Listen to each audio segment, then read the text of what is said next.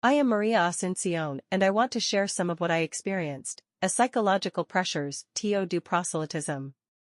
In Barcelona, I imagine that everywhere around the world, there were what were called campaigns. Suddenly, for a whole week, nothing was done except handing out newsletters and cards with Escrivá prayer and talking about the founder to anyone. You had to keep track of the people you talked to and follow up, and they had to end up joining media outlets. Training. The pressure was horrible. The director approached you in the hallways, the person with whom you were doing the talk to. They asked you in the circle get-together and in confession. I am not a sociable person, then forcing conversations so that people do what I want they to do, has always been very bad for me. I remember those periods clearly, I lived through several, and I can feel, to this day, the anguish and anxiety I felt then. The most I did was give a handful of cards to a classmate from I don't remember which class, and afterwards I felt so ashamed that this was the last time I saw her. I never called her again. The Novena of the Immaculate Conception was another of those moments of campaigns. People had to be taken to the parish entrusted to the institution or to Bonegua, the Numerary Study Center, which has a semi-public oratory. Then you had to talk to the person, get them to agree to confess or go to training facilities.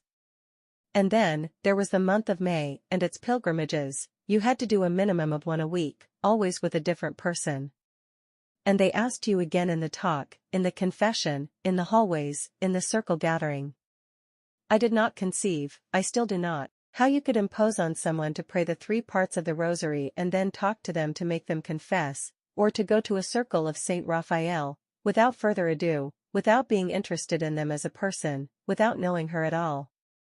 It didn't matter if that person was going through a good moment or a rough time, it didn't matter if she didn't want to talk about this topic, it didn't matter whether she needed something or not, nothing mattered.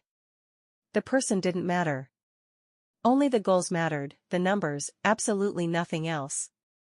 More than once, I have commented that sometimes they told me to leave certain people and look for more suitable ones.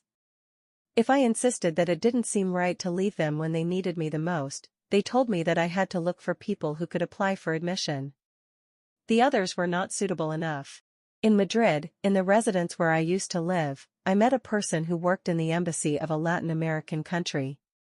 She was tall, beautiful, very well dressed, modern, classy, and same time very stylish. I took her through the center.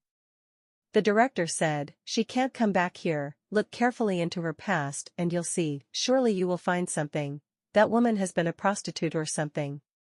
The director, she hadn't talked to my friend, not even once. Her judgment was only based on her physical appearance. Actually, that person was deeply a believer, she followed the commandments, etc. In her past, there was nothing more than a well-off girl, from one of the best families in her country, who had gone to the best schools and to the best university, and finally got a job at the embassy from where she might have been able to influence a lot.